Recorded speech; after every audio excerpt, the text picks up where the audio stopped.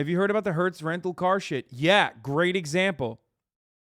Did you guys know that if you rented a Hertz rental car, okay, and you actually asked for an extension and they approved it, you might still go to jail for car theft? That's right. Hertz literally did this regularly. They called the cops on people and said that they had stolen their rental vehicles. One of the fucking dudes who was like running for office actually is now a convicted felon for Grand Theft Auto, despite the fact that even in their internal documents it showed that Hertz, they had processed the fucking the demand. Hertz files 3,365 stolen car reports every year on customers. How fucking psychotic is that, dude? It's an incredible story. The gist is that the Hertz is routinely filing police reports about the people who did not steal their cars, ruining their lives. One guy's homeless because of it. Another was in jail for 6 months. Larry Wilkinson felt his dream of serving as a Florida state representative was within his reach, okay? Oh, Washington Examiner is now... 50 people joined lawsuit saying Hertz reported cars they returned as stolen. Hold on, I got to show you this.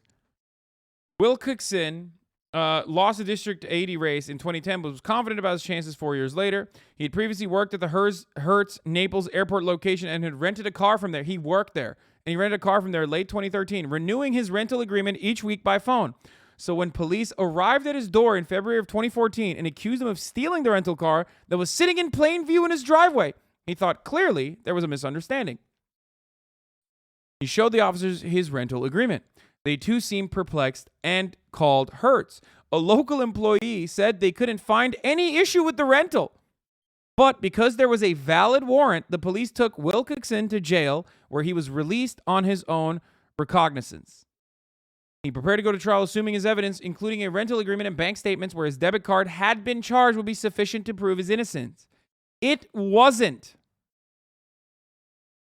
Hertz maintained through the trial that the company had no record of Wilcoxon's rental.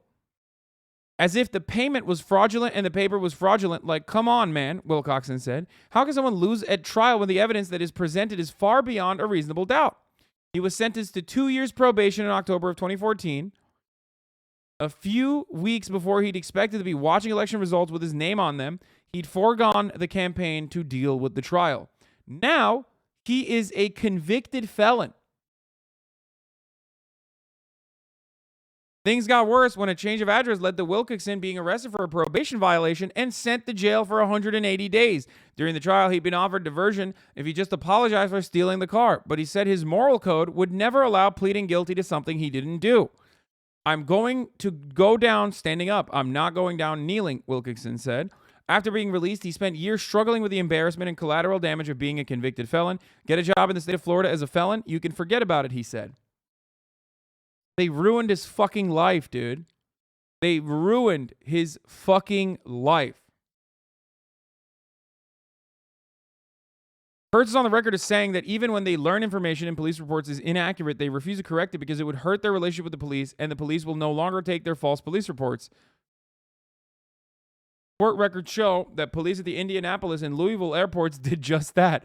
After multiple reports of stolen vehicles that ended up being located on Hertz's lots, those agencies reportedly said they wouldn't take new reports from the company.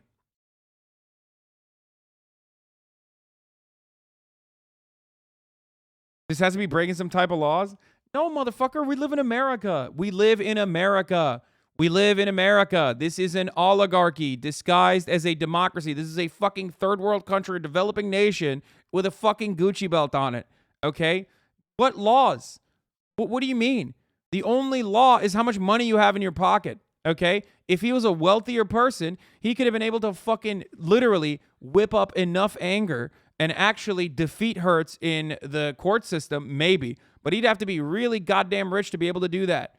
Okay? Because ultimately you're going against a country that absolutely favors the side of capital in arbitration. There's a CBS story on it. We've got an update on a story we first brought you. But before, should we watch that now? I mean, we're going to get back to John Oliver's like wrongful convictions thing, but last month. Let's watch it. Involving the car rental company Hertz. We may be a leaky faucet, but at least we got that drip. Fucking yeah, dude. Yeah, that's true. And some shocking stories that you'll see only here. More people have come forward to claim they were accused, arrested, and even jailed after Hertz reported cars they had legitimately rented were stolen. Now, some of those customers are speaking. One of the other psychotic parts about this is the cops literally process those valid warrants. The warrant should be invalid the very moment that you realize that the car is not stolen. What the fuck is wrong with you? You fucking bloodthirsty psychos. Exclusively with CBS Mornings. Consumer investigative correspondent Anna Warner continues her reporting on this very troubling story. Anna, good morning to you. Troubling is the word here. Yeah, good morning, Gail. So a realtor, a cleaning service operator, even a NASA employee, they've all now filed claims against Hertz, saying a simple rental turned into their worst nightmare. And some of those incidents were caught on video. Aren't you leasing a car, which is basically like long-term rental? Yeah, I don't think that Porsche is going to fucking come after me, especially because I make my payments on time. And regardless, once again, I have met that metric of full citizenship, okay? I have gone above the bar, the barrier that you need to have to get fucking absolutely brutalized by those who own capital. I've often talked about how, if you recall, back in the day when I didn't have a lot of money, okay, I would have to struggle at the when I was living paycheck to paycheck. I struggled a lot. Landlords would steal every fucking dime that I have in my security deposit. But once I reached a certain point of financial security, weirdly enough, back then I needed that security deposit desperately, okay, for survival, desperately, so that I could put down another security deposit or a down payment on another rental agreement, okay? But I could not ever get it back. Now, however, after a certain point, when I reached a level of financial security and prominence, landlords never took my fucking security deposit. Weirdly enough. I wonder why. I wonder how. It's not because I left the house in a better condition now than I did prior. Okay? Literally. It's because it's expensive to be poor. It's because if you're poor, they can fucking destroy you. And there's nothing you can do about it. But when you actually have money and power and influence, then all of a sudden they're like, well, I can't fuck this guy over.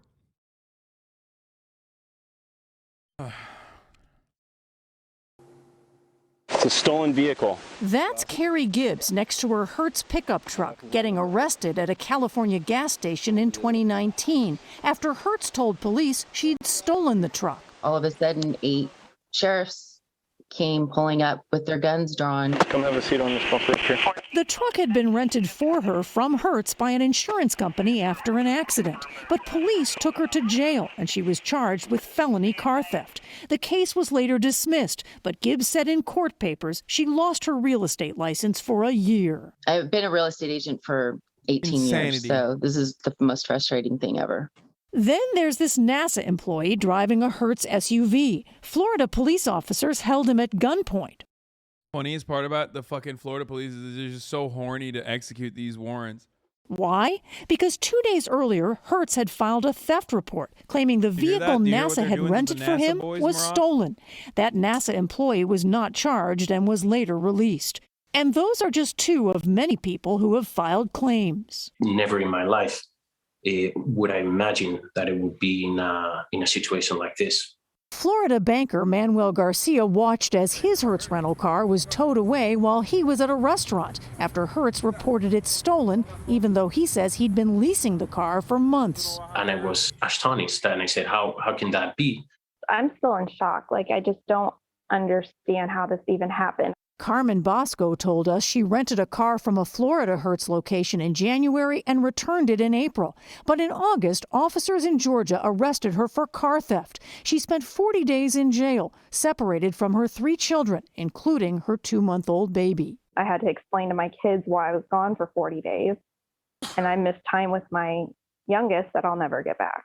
And Stephen Robinson says he Insane. never even rented a car from Hertz. That should be all of that is illegal. Like, that's a violation of human rights, okay? Straight up. Like, an actual fucking violation of human rights. But in June, police arrested him for car theft. He spent 2 days in jail and is now being prosecuted on felony charges. I mean, this was the worst experience ever in my life, and I can't believe it. Hertz, and it was a good slogan I heard, but Hertz really hurts people. Their negligent practices is like, it's terrible. I mean, I've already not been able to sleep at night over this. Then there's Regina Mido, who says she rented a Hertz car for 3 days in May to attend a wedding in Houston with her husband, returning it on time. But last week, Hertz sent her this email saying they've now reported the car stolen, meaning she could face charges. I have a husband, I have kids. It's terrible. Hertz's defense of this, even though it is an action that is completely morally abhorrent and indefensible, is that there are real car thefts that happen. So in order to maintain their relationship with the police force and have them like take their demands seriously, or whenever they like file these things seriously, they just continue on with it because they can just bully the victims usually, because they can bully the victims that don't have a lot of financial prominence. It's just like, it's probably, malfeasance or it's just like negligence, you know? They just, they have a glitch or whatever the fuck. And instead of trying to fix that glitch, they're like, who cares?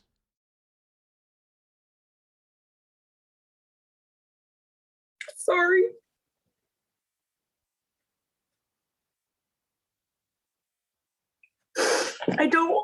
My doorbell rings. This is an insurance scheme. Hertz started losing money in 2019 around when they started this grift. Wait, what do you And mean? I'm fearful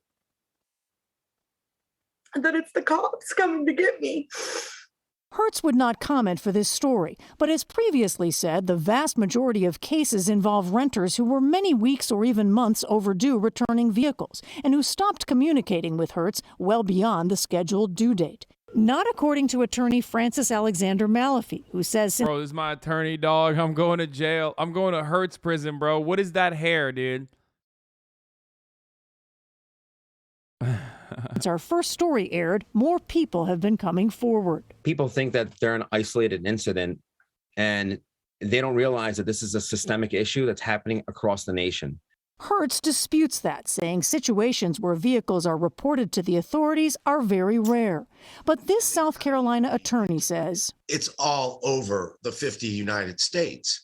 These aren't isolated incidents. Fritz Jekyll filed a similar case in 2019, and at the time asked Hertz whether there were any other lawsuits for false arrests and similar claims. He got back a database containing over 300 claims, going all the way back to 2008 up to 2016. I was astounded by the number in just 8 years. Oh my God. We can't see that database or show it here.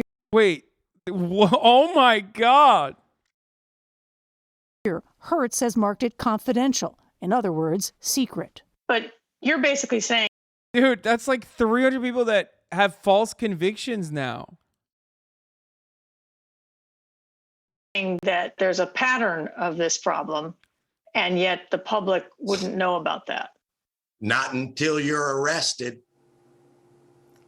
Hertz did not answer our questions about that database. The company has previously said it cares deeply about its customers and successfully rents tens of millions of rental vehicles to customers each year. Nate. Anna, thank you. It doesn't really matter how many vehicles you rent a year if there are cases. One case is too many if somebody is either in fear of being arrested or have to go to jail. Exactly. The key phrases in the Hertz statement are the vast majority of these cases, so in other words, some of them legitimate in their eyes, and very rare. Well, when you're doing tens of millions of rentals and billions of dollars in revenue, very rare is still a large number of people, and that's some of them that Anna has been able to find along with her team. That's an... Bro, 300 is completely unacceptable. That number has to be 0, dude. That's psychotic. Like, there's no situation in which, like, oops, we got it wrong. You know what I mean? You don't get to have, like, I don't know, 300 planes crash over fucking over the course of 10 years for one particular country. It's over at that point. You know what I mean? Fuck it. Only 300. The vast majority of our planes are totally fine. Oh, okay. Never mind, dude. People saying Pepela 3, the Boeing, people making like Pepela Boeing jokes. Like, yeah, exactly. They had like fucking 9 and it was a gigantic clusterfuck. Or 2. Or not, no, Murat immediately clarified. Is it 2 planes, not 9. For the fourth quarter in 2021, the company generated total revenues of $1.9 billion, which were 78% higher than the fourth quarter of 2020. Yeah, that is exclusively because they sold all their fucking cars. They were about to go bankrupt. And instead of fucking filing for bankruptcy, COVID happened, microchip shortages, and then immediately the fucking secondhand car market became this psychotic, explosive, insane fucking asset bubble paired up with a bunch of people that have a lot of disposable income. And then blammo, all of a sudden, they sold like their entire fucking fleet. And then they turned around and signed off on an agreement to purchase a fleet of Teslas, which then also helped. I can't believe I said blammo. What a fucking stupid statement I made. Just, delete that from the record, okay? Shut the fuck up. They said that they were going to buy a fucking fleet of Teslas with the money that they made from selling their fucking fleet of cars, and immediately turned it around because the stock market is fake bullshit.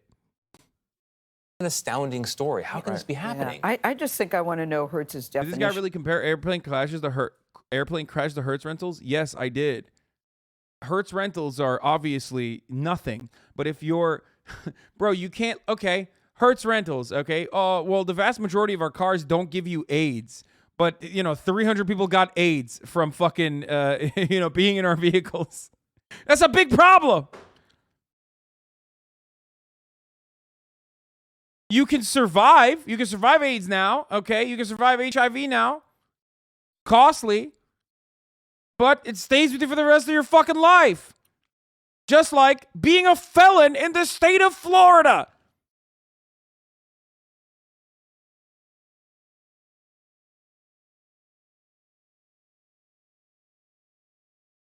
Fritz Jekyll filed a similar case in 2019 and at the same time asked Hertz whether there were any other lawsuits for false arrests and similar claims. He said he got back a database containing over 300 claims filed, going all the way back between 2008 to 2016.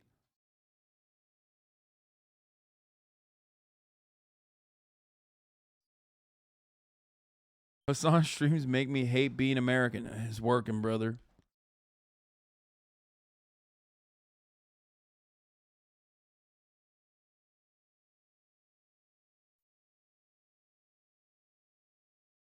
You're sus as fuck, bro. You probably did some weird shit in Miami. Are you a felon? You started in Florida? What?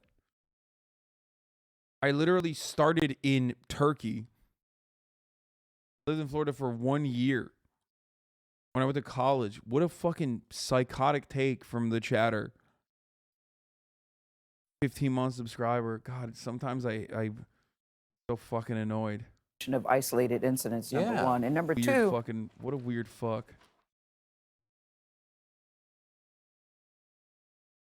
If you like this video, please subscribe and hit that bell so you don't miss out on any future videos.